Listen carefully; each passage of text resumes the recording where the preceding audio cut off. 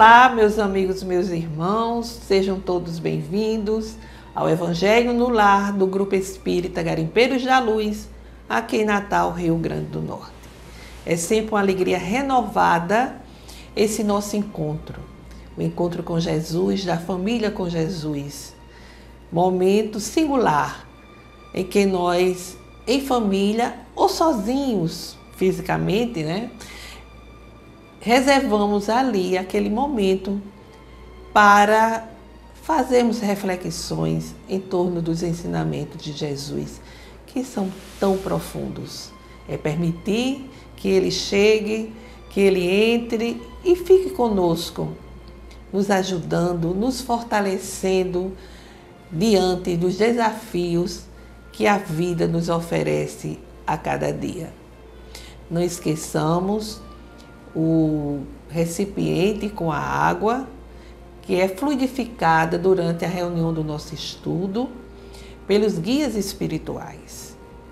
E é necessário ingeri-la no final com muita fé, exatamente convictos de que ali estamos recebendo fluidicamente aquilo que nós estamos a necessitar para o nosso reequilíbrio.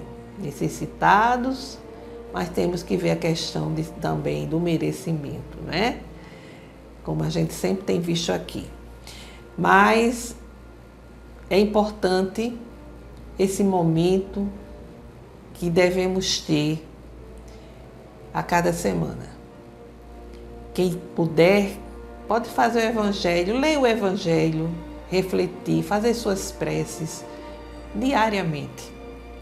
É um alimento espiritual muito forte. Então, para dar início, como é de costume, vamos fazer a nossa leitura preparatória. O livro é Pão Nosso, ditado pelo Espírito Emmanuel a Chico Xavier. É a mensagem 86. Intentar e agir. E fazei veredas direitas para os vossos pés, para que o que manqueja se não desvie inteiramente, mas antes seja sarado.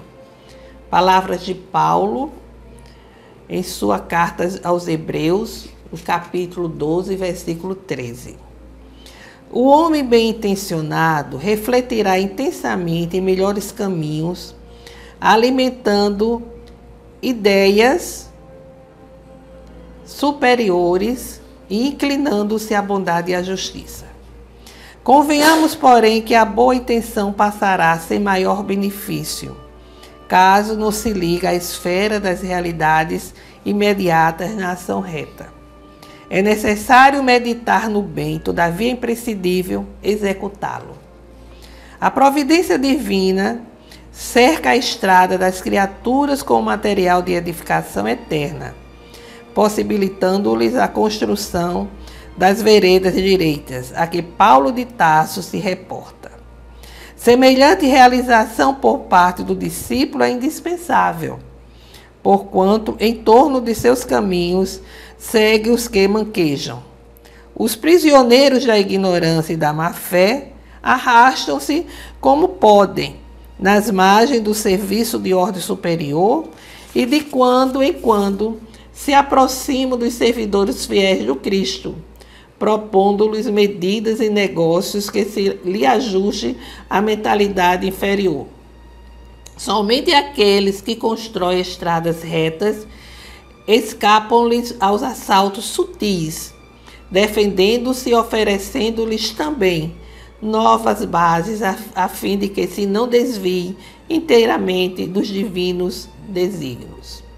Aplica sempre as tuas boas intenções no plano das realidades práticas, para que as tuas boas obras se iluminem de amor e para que o teu amor não se faça órfão de boas obras. Faze isso para ti, que necessitas de elevação, e por aqueles que ainda te procuram manquejando. Como sempre, a reflexão de Emmanuel, e aqui ele vem nos dizer exatamente que que devemos agir, devemos praticar aquilo que nós pensamos,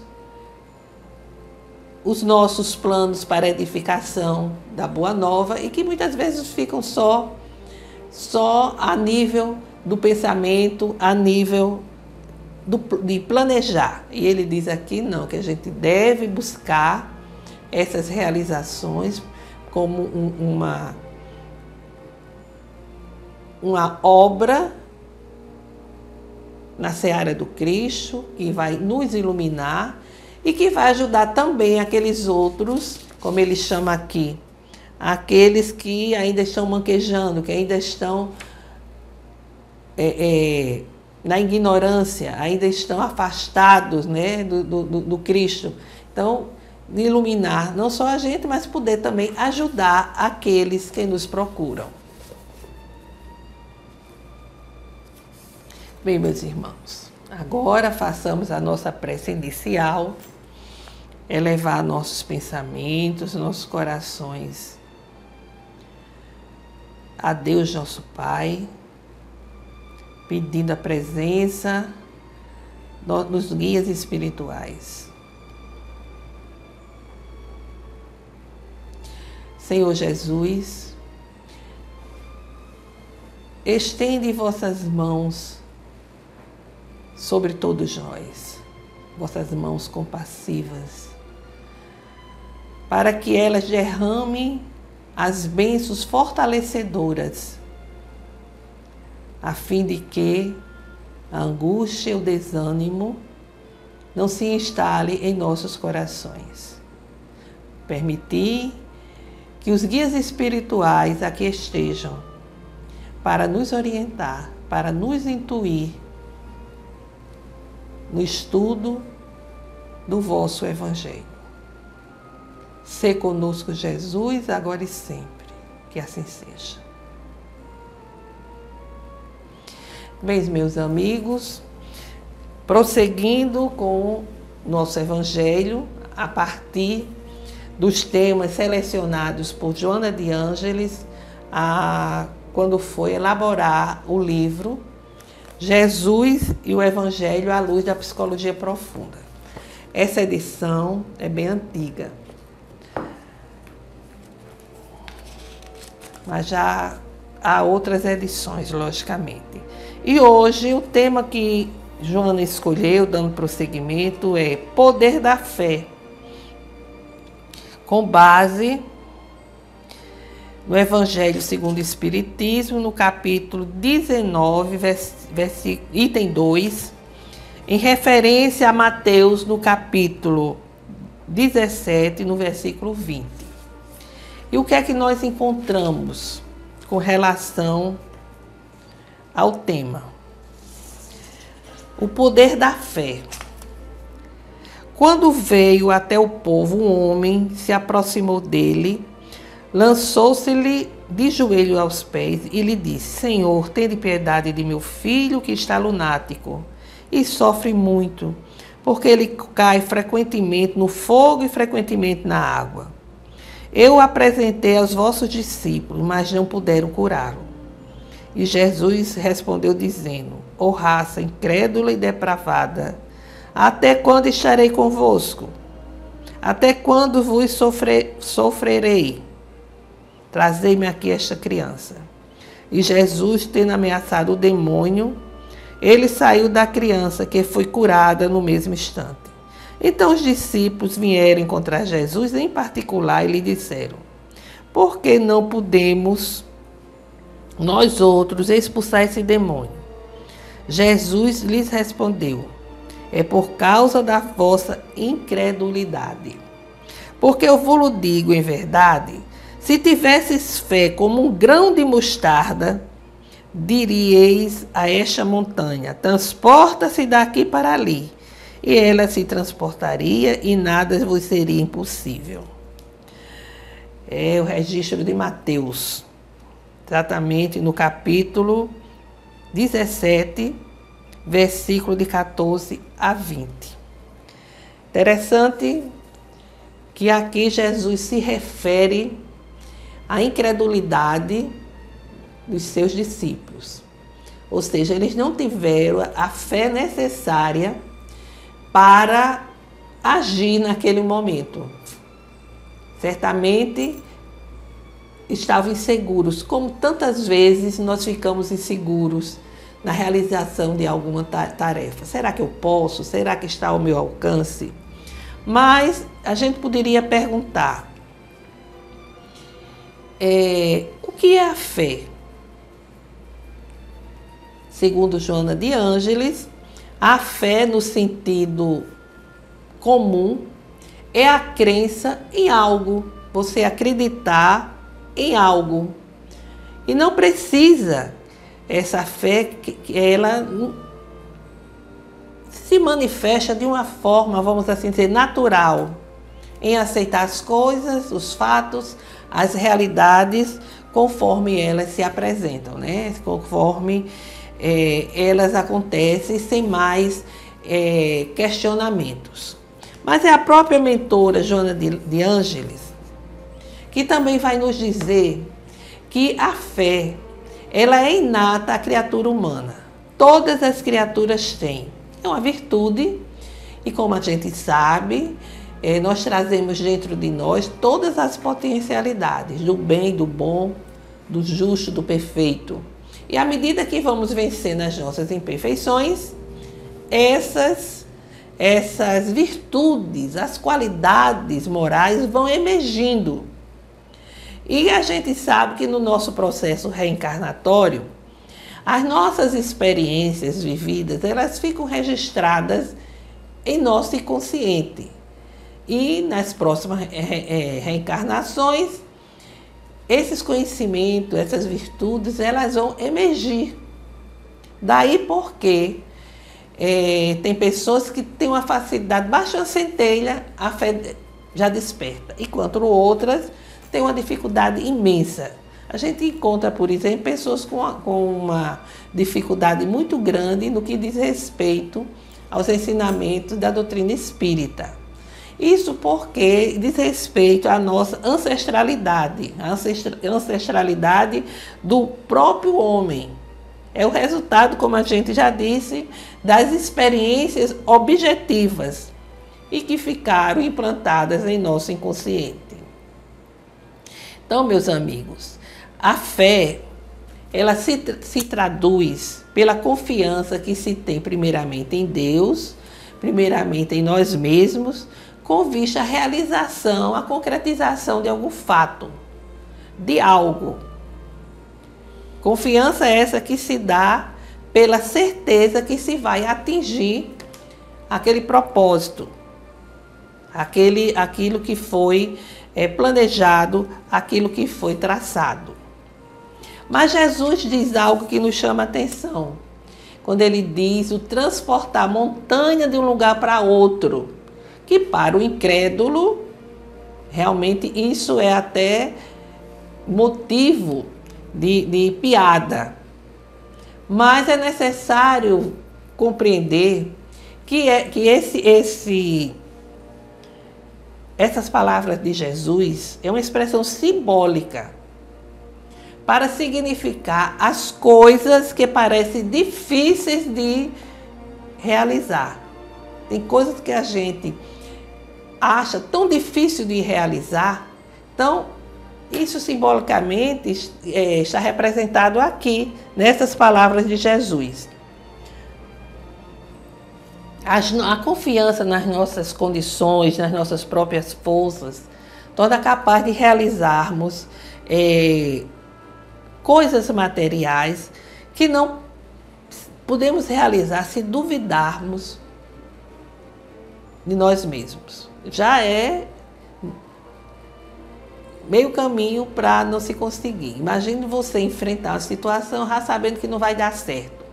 Isso é totalmente, já é para não se conseguir, porque a pessoa está insegura, a pessoa não confia em si mesma. E se não confia em si mesma, dificilmente vai confiar em Deus. Dificilmente vai confiar na força espiritual que existe e que está em todos os lugares para que nós possamos até mesmo utilizar em função das nossas realizações. Mas é bom aqui lembrar que quando Jesus diz a fé transporta montanhas, a espiritualidade nos diz, e é mesmo, a fé verdadeira é capaz de transportar, de diluir as montanhas que possuímos de imperfeições, de preconceitos, da má vontade, do egoísmo. São montanhas que existem em nossas vidas, dentro de nós, e que a fé verdadeira, ela nos possibilita transformar, vencer esse quadro de sombras que ainda paira em nossas vidas. A fé verdadeira, não a fé cega, né? Porque a gente sabe que a fé verdadeira, ela precisa ter uma base. E essa base é a inteligência perfeita daquilo que queremos alcançar, aquilo que se deve crer. E para crer não basta ver, é necessário analisar, compreender.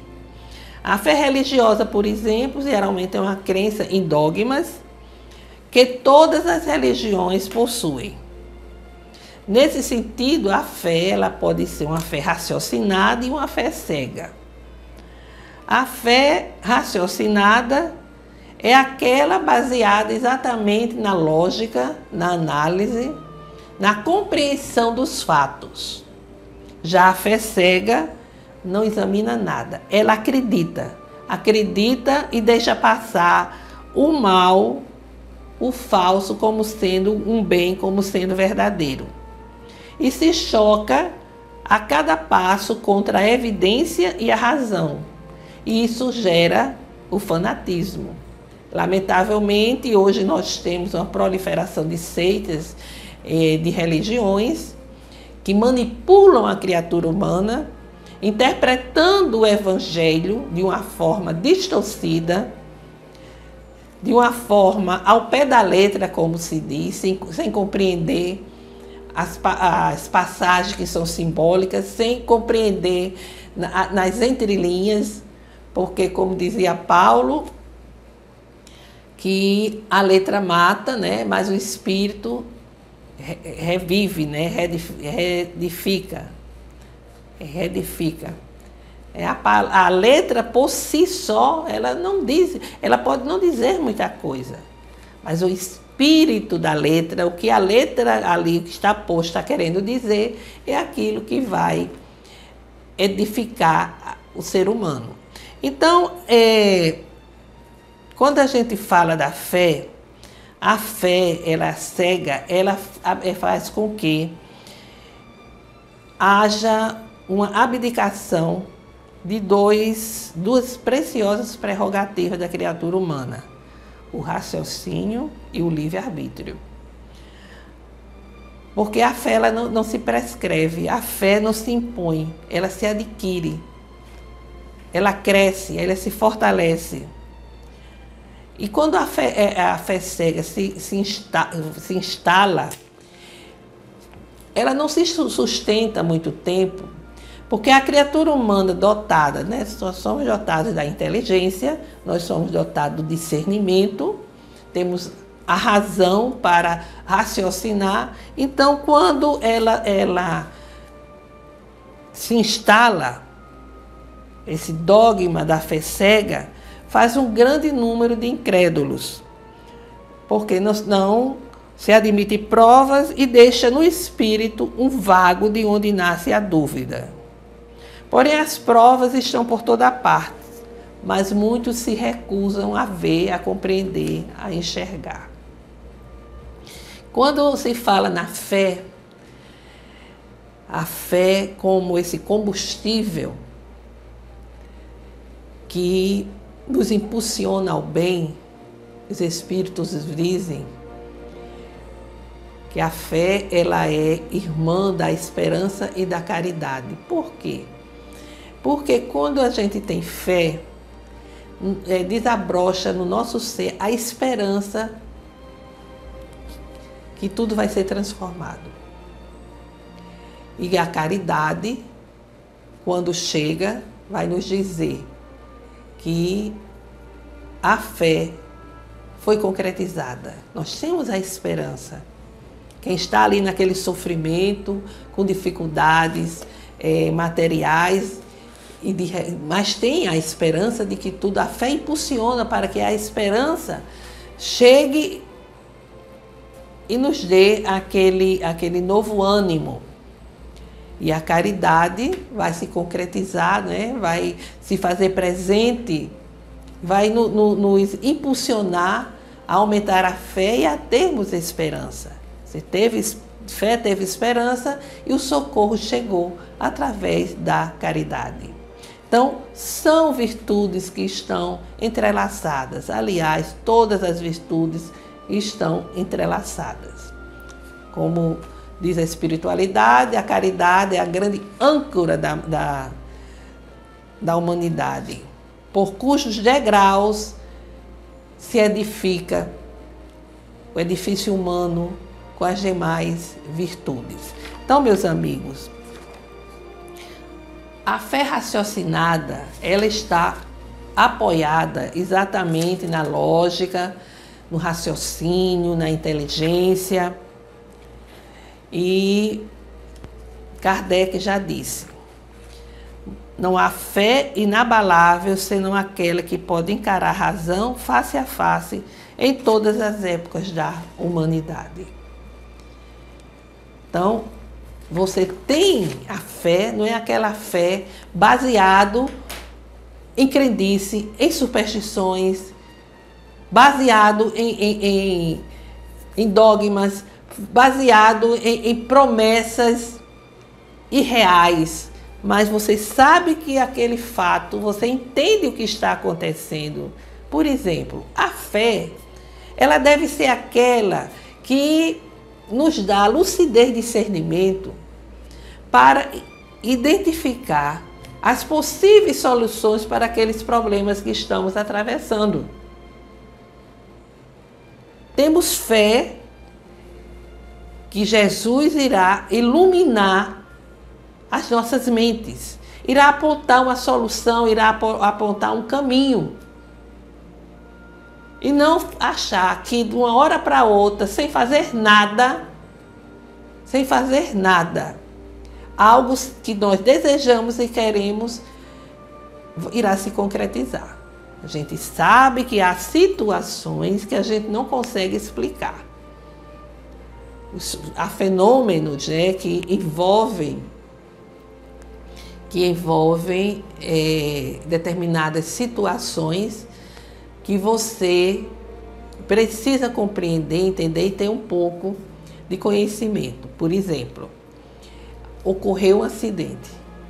Nesse acidente de carro, numa madrugada chuvosa, a motorista ela é projetada para fora do carro, assim, tipo um pequeno despenhadeiro, e o filhinho também, o filho assim de 7 anos.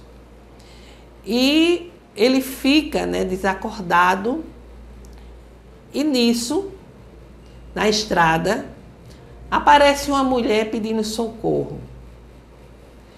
E o carro para com 2 rapazes e ela pede socorro de algo que tinha acontecido, um acidente, meu filho está ferido, e eles descem para prestar socorro e realmente vê a criança, socorre aquela criança, chama a ambulância e tudo mais. E quando termina aquelas ações, aquele socorro, aí um diz: e a mulher? Onde está a mulher? Quando olham, ela está encostada em uma pedra. Aí vão lá chamá-la, mas ela já está desencarnada. Ela desencarnou, saiu do corpo, né, através do desencarne, e por amor, pelo imbatível amor de mãe, se materializa e vai buscar ajuda. Então, para que a gente tenha fé que isso ocorra, que isso ocorreu, a gente precisa realmente ter consciência de que somos instrumentos de Deus. Que Deus e Jesus operam através de nós na ajuda, no socorro aos nossos semelhantes.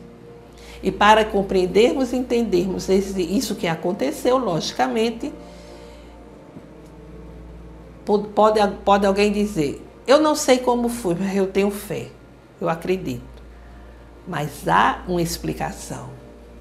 A doutrina espírita explica todo esse processo. E casos semelhantes são inúmeros. São inúmeros casos, né? Havia até um programa, eu acho que na antiga TV Manchete, que era produzido pelo, acho que, Augusto César Vanucci, que já desencarnou, com fatos, não fatos que foram, vamos assim dizer, criados, mas fatos que foram comunicados, que foram dados ao conhecimento de alguém, principalmente do movimento espírita. Então, a gente mostra aqui que a fé, ela é, sem dúvida, esse mecanismo que nos dá confiança, que nos dá perseverança, que nos dá lucidez, que nos dá a energia, né, que necessitamos, que faz ver pelo pensamento, a gente vê o fim para o qual se tende e os meios para vencer os obstáculos. E para isso ela nos oferece calma, nos oferece paciência para saber esperar. Já quando se age com violência, é uma prova para apressar, para não se buscar uma explicação, a compreensão, é uma forma de fraqueza e dúvida em si mesmo. E, meus irmãos, nós podemos fortalecer a nossa fé, nós podemos fazê-la amadurecer, crescer, exatamente pelo exercício, pela reflexão, pelo estudo, pelo entendimento. Às vezes, nós buscamos a cura na casa espírita, mas queremos transferir a responsabilidade para os espíritos. Não queremos ter o desafio de vencermos as nossas imperfeições, tudo aquilo que nos faz sintonizar com as enfermidades. Aí a gente começa a mudar de centro, aí termina em outros segmentos e continuamos com as nossas mazelas. Então, fica a reflexão para a semana. Vamos fazer as nossas rogativas. Primeiramente, vamos emitir uma vibração de amor, de perdão, de paz, de esperança. Senhor, meu Deus, aqui estamos a rogar pela paz entre as nações, pelo entendimento entre os governantes em nosso país, para que busquem a justiça social. Estamos a rogar, Senhor, pelo fortalecimento do movimento espírita, para que ele permaneça coerente com a codificação e o Evangelho. Pelo perdão e concórdia junto daqueles que não simpatizam conosco. Pelos enfermos, pelos doentes, que estão a necessitar de um amparo, de uma proteção. E não falte a eles a fé e a esperança. Por todas as famílias, para que o Evangelho do Cristo chegue aos lares, levando harmonia aos corações. Façamos um breve silêncio para apresentarmos as nossas rogativas.